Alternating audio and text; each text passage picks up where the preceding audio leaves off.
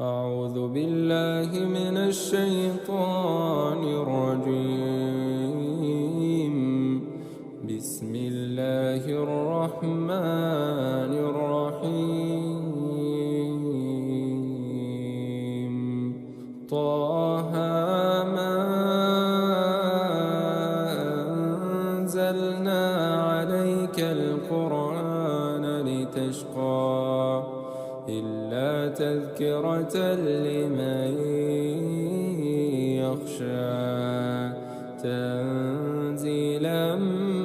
ممن خلق الأرض والسماوات العلى الرحمن على العرش استوى له ما في السماوات وما في الأرض وما بينهما وما تحت الثرى وإن تجهر بالقول فإنه يعلم السر وأخفى الله لا إله إلا هو له الأسماء الحسنى. وهل أتاك حديث موسى إذ رأى نارا فقال لأهلهم كثوا إني آنست نارا لعلي آتيكم منها بقبس أو أجد على النار هدى. فلما أتاها نودي يا موسى إني أنا ربك فاخلع عليك إنك بالواد المقدس طوى وأنا اخترتك فاستمع لما يوحى إنني أنا الله لا إله إلا أنا فاعبدني وأقم الصلاة لذكري إن الساعة آتية أكاد أخفيها لتجزى كل نفس بما تسعى فلا يصدنك عنها من لا يؤمن بها واتبع هواه فتردى. وما تلك بيمينك يا موسى قال هي عصاي أتوكأ عليها وأهش بها على غنمي ولي فيها مآرب أخرى. قال ألقها يا موسى فألقاها فإذا هي حية تسعى. قال خذها ولا تخف سنعيدها سيرتها الأولى واضمم يدك إلى جناحك تخرج بيضاء من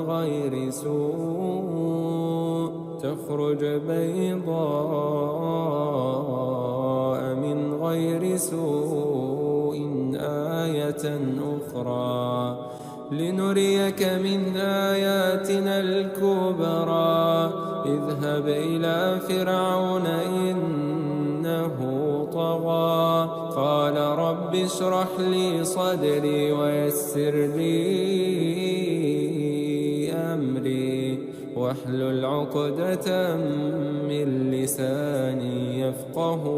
قولي واجعل لي وزيرا من أهلي هارون أخي أشدد به أزري وأشركه في أمري كي نسبحك كثيرا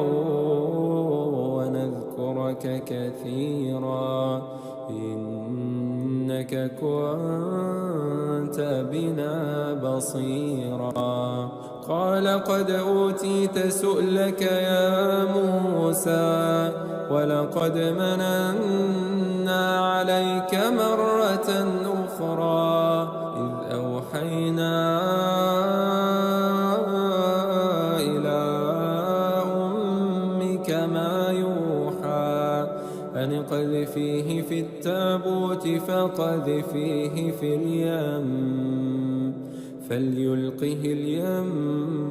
بالساحل يأخذه عدو لي وعدو له فليلقه اليم بالساحل يأخذه عدو لي وعدو له وألقيت عليك محبة مني ولتصنع على عيني إذ تمشي أختك فتقول هل أدلكم على من يكفله فرجعناك إلى أمك كي تقر عينها ولا تحزن وقتلت نفسا فنجيناك من الغم وفتناك فتونا فلبثت سنين في أهل مدين ثم جئت على قدري يا موسى واصطنعتك لنفسي اذهب أنت وأخوك بآياتي ولا تنيا في ذكري اذهبا إلى فرعون إنه طغى فقولا له قولا لينا لعله يتذكر أو يخشى قالا ربنا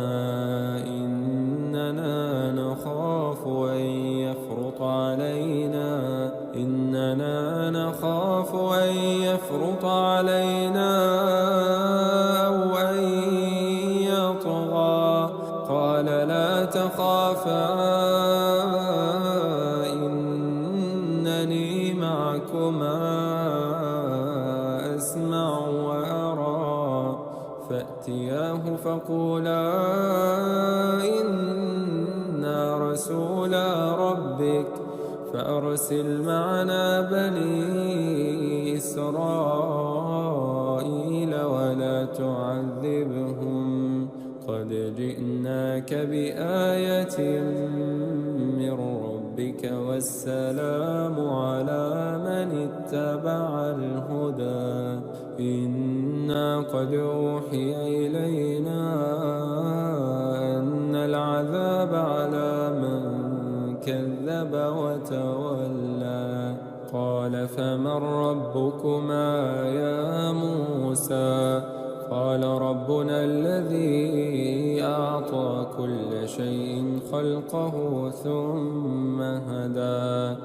قال فما بال القرون الأولى قال علمها عند ربي في كتاب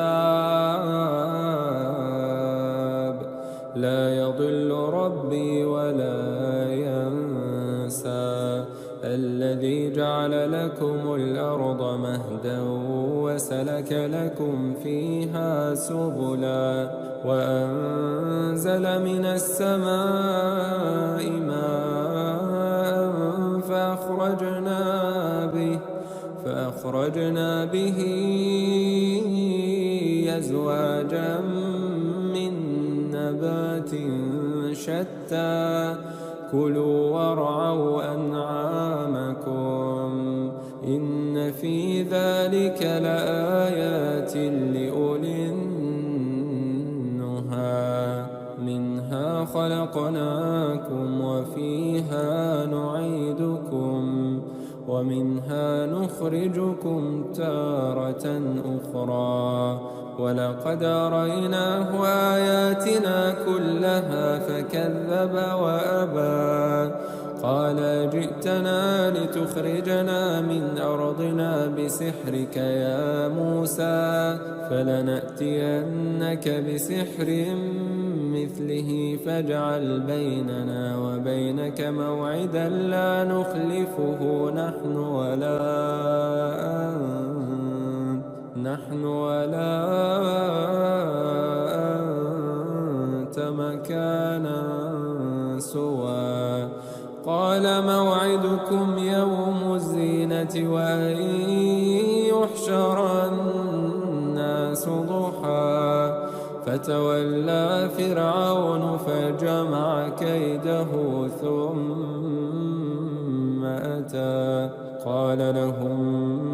موسى ويلكم لا تفتروا على الله كذبا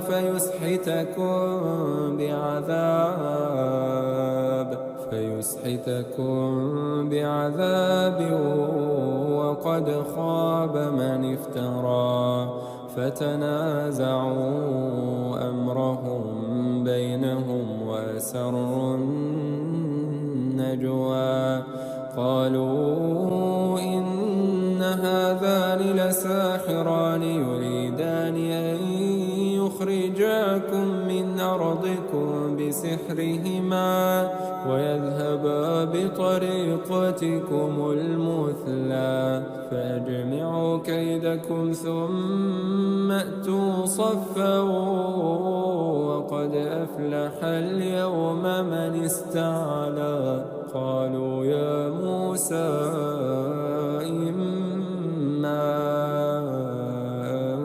تلقي وإما أن نكون أول من ألقى. قال بل ألقوا فإذا حبالهم وعصيهم يخيل إليه من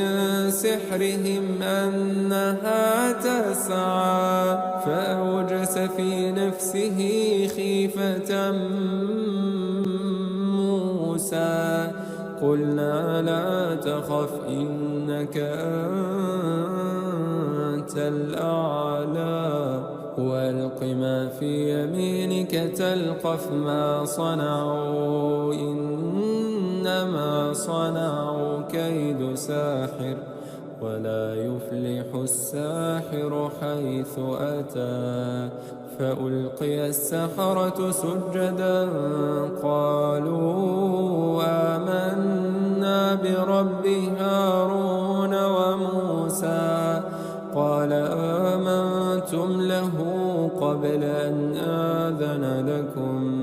إنه لكبيركم الذي علمكم السحر فلأقطعن أيديكم وأرجلكم من خلاف ولأصلبنكم في جذوع النخل ولتعلمن أينا أشد عذابا وأبقى. قالوا لن نؤثرك على ما جاءنا من البينات والذي فطرنا فاقض ما أنت قاض إنما تقضي هذه الحياة الدنيا إنا آمنا بربنا ليغفر لنا خطايانا وما أكرهتنا عليه من السحر والله خير وأبقى. إنه من يأت ربه مجرما فإن له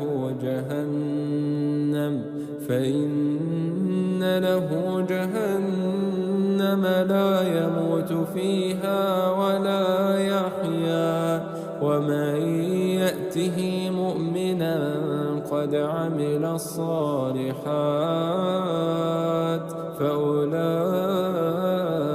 لهم الدرجات العلى جنات عدن تجري من تحتها الأنهار خالدين فيها وذلك جزاء من تزكى. ولقد أوحينا إلى موسى أن أسر بعبادي فاضرب لهم طريقا في البحر يبسا لا تخاف دركا ولا تخشى فأتبعهم فرعون بجنوده فغشيهم من اليم ما غشيهم وضل فرعون قومه وما هدى يا بني إسرائيل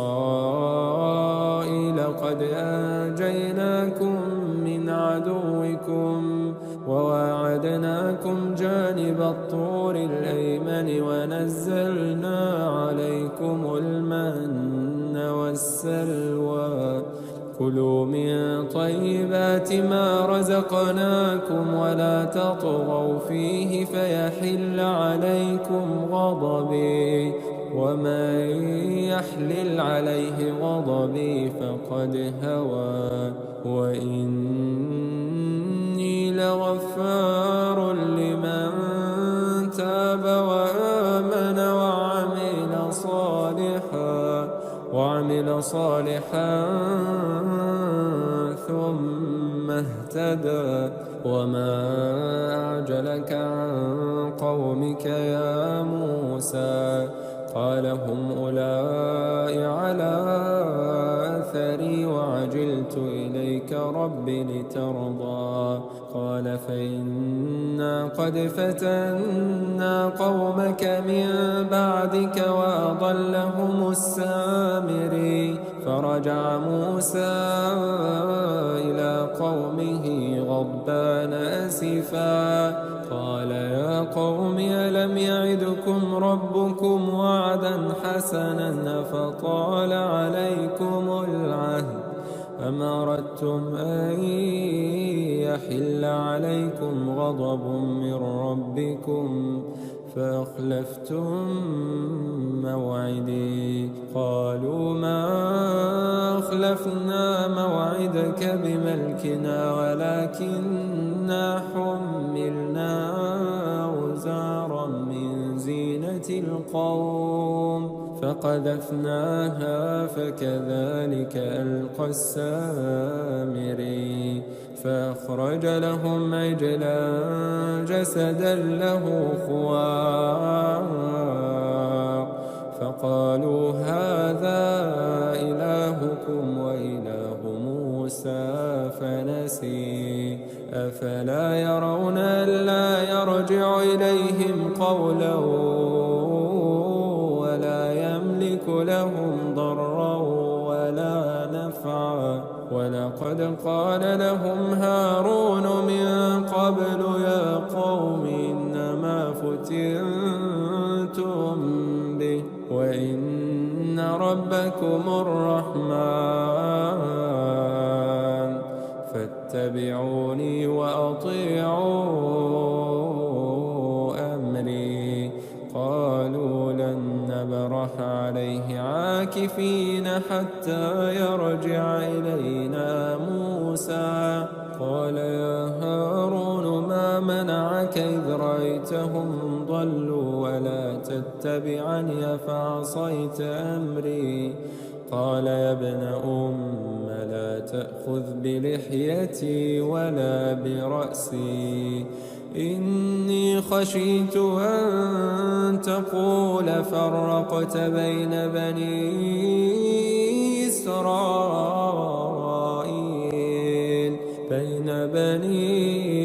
إسرائيل ولم ترقب قولي قال فما خطبك يا سامري قال بصرت بما لم يبصروا به فقبضت قبضة من أثر الرسول فنبذتها وكذلك سولت لي نفسي قال فاذهب فإن لك في الحياة أن تقول لا مساس وإن لك موعدا لن تخلفه وانظر إلى إلهك الذي ظلت عليه عاكفا لنحرقنه ثم لننسفنه في اليم نسفا إنما إلهكم الله الذي لا إله إلا هو وسع كل شيء علما كذلك نقص عليك من أنباء ما قد سبق وقد آتيناك من لدنا ذكرا من أعرض عنه فإنه يحمل يوم القيامة وزرا خالدين فيه وساء لهم يوم القيامة حملا يوم ينفخ في الصور ونحشر المجرمين يومئذ زرقا يتخافتون بينهم إن لبثتم إلا عشرا نحن أعلم بما يقولون إذ يقول أمثلهم طريقة إن لبثتم إلا يوما ويسألونك عن الجبال فقل ينسفها ربي نسفا فيذرها قاعا صفصفا لا ترى فيها عوجا ولا أمتا يومئذ يتبعون الداعي لا عوج له وخشعت الأصوات للرحمن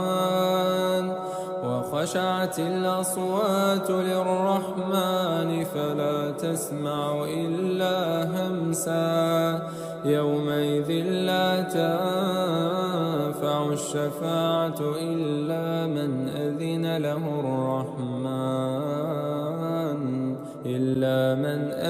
له الرحمن ورضي له قولا يعلم ما بين أيديهم وما خلفهم ولا يحيطون به علما وعنت الوجوه للحي القيوم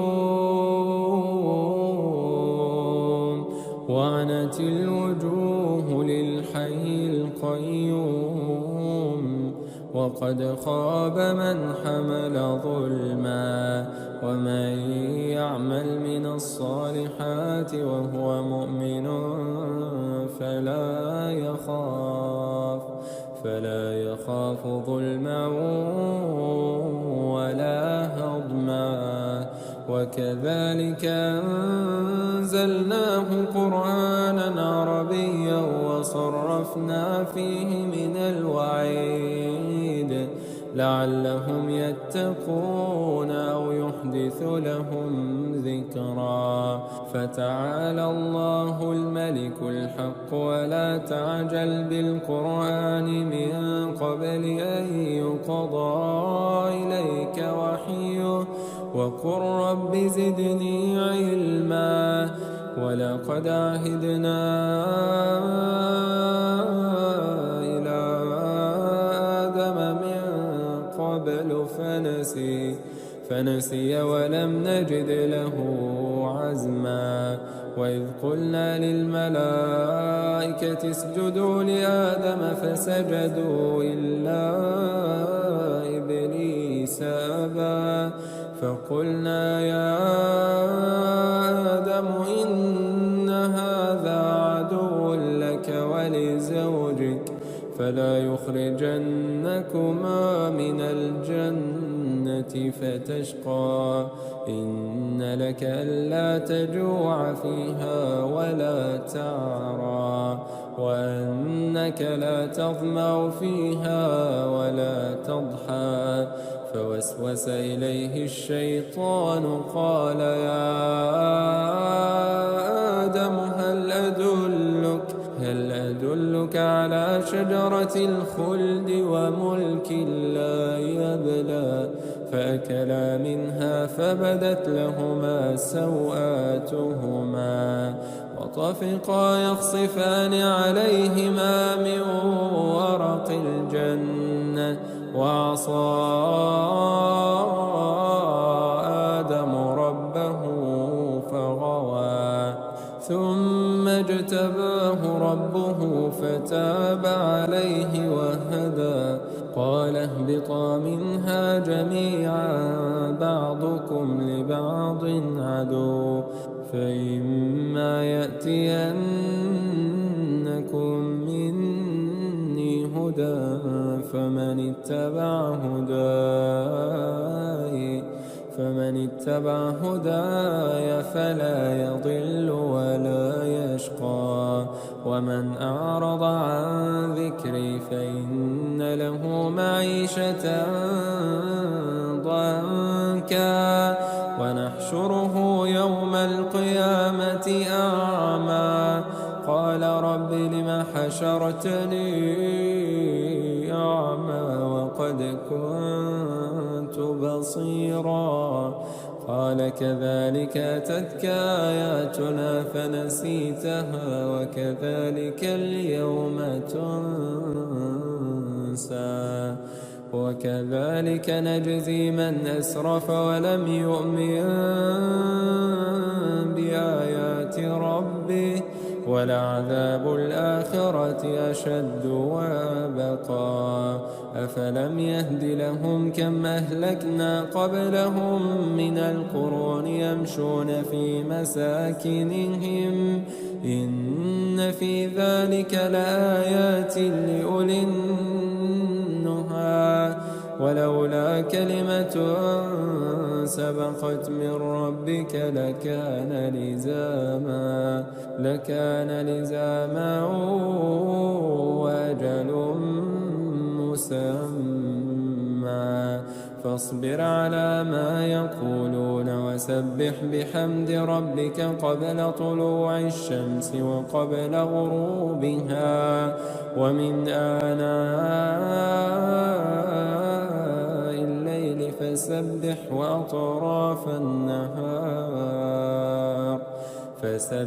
وأطراف النهار لعلك ترضى ولا تمدن عينيك إلى ما متعنا به أزواجا منهم زهرة الحياة الدنيا لنفتنهم فيه ورزق ربك خير وأبقى وأمر أهلك بالصلاة واصطبر عليها لا نسألك رزقا نحن نرزقك والعاقبة للتقوى وقالوا لولا يأتينا بآية من ربه أولم تأتهم بينة ما في الصحف الأولى ولو أنا أهلكناهم بعذاب من قبله لقالوا ربنا لولا رسلت إلينا رسولا فنتبع آياتك من قبل أن نذل ونخزى قل كل متربص فتربصوا فستعلمون من أصحاب الصراط السوي ومن اهتدى. أعوذ بالله من الشيطان الرجيم. الله لا إله إلا هو الحي القيوم لا تأخذه سنة ولا نوم له ما في السماوات وما في الأرض من ذا الذي يشفع عنده إلا بإذنه يعلم ما بين أيديهم وما خلفهم ولا يحيطون بشيء من علمه إلا بما شاء وسع كرسيه السماوات والأرض ولا يئوده حفظهما وهو العلي العظيم